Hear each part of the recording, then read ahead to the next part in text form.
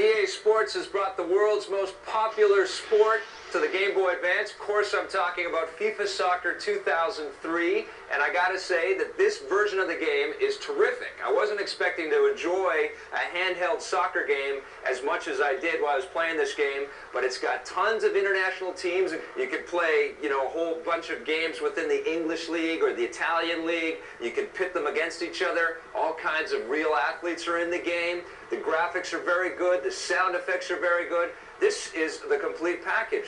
What's really cool about this as well is you can go right in and you can adjust the team formation, so you can change up your midfield or your guys down the pitch a little bit, so you can play with that stuff. You can trade players in and out. There's a lot of different finesse that you've got with the control scheme as well. It's not just, kick the ball up the field and run after it and kick it into the net. It's not as simple as that. It's better, in fact, than the old 16-bit FIFA games, which is amazing. There's an instant replay in the game which comes up automatically, or you can press the button and view your replays anytime that you want to. The best part about this game is that you can link up with another player and have some one-on-one action. The boost button is on the right trigger here, so you got to be always toggling that and zipping to the front of the line to try to grab the ball and score. All the rules are a part of the game. There's a nice collection of music samples in there as well. This is a terrific cartridge. If you're a soccer fan, you got to get this for your Game Boy Advance. I'm giving FIFA Soccer 2003 9 out of 10. Great game.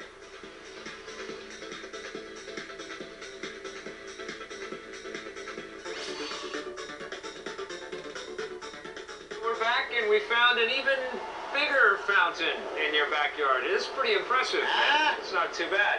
We're going to talk now about Pride FC from THQ for the PlayStation 2. This is what's called a mixed martial arts fighting game, where basically all different styles of fighting are brought into the mix. It has 25 fighters, all based on the real-life Pride guys that are out there. It would have been really neat if they had, or it was an unlockable thing, where you could actually kind of meet the actual fighter themselves, introduce themselves, or, that would have been kind of really cool and it got people excited. I would have liked to have seen that. The great thing, though, is that the guys are really easy to control, and there's a lot of good violence stuff in here, and the funny part is, when you punch or kick a guy, it's like this explosion sound almost that goes up. It's so unrealistic that it's actually good. Well, I don't know, because this is based on real-life fighting, right? And they're trying to go for that authenticity and that sort of respect for the material kind of thing. The thing I really appreciate about this game is that, a lot of these man-fighting games, they really overextend the bulgage. Oh, you had to say overextend the bulgage. And this game doesn't have a lot of that bulgage, which makes you kind of feel uncomfortable when you're wrestling guys around the mat. This is so violent. I mean, they intercut all of the fighting stuff in the game, and that's violence. And then they show the real-life thing, and you're just, I was freaking out. I can't believe people do this to each other, man. Fun. And people spend their money to go watch carnage. One of the problems with this game, though, is some of the collision detection. Yes. Like when guys are on top of each other, like I can put my knee right through this guy's and it comes right up through his abdomen. I mean, that's not cool. No, that's not good. And of course, you can create your own fighter, and you can choose the style of fighting you want. You can choose what his head looks like. Of course, the tattoos and how big or small he is. So that's all in there as well.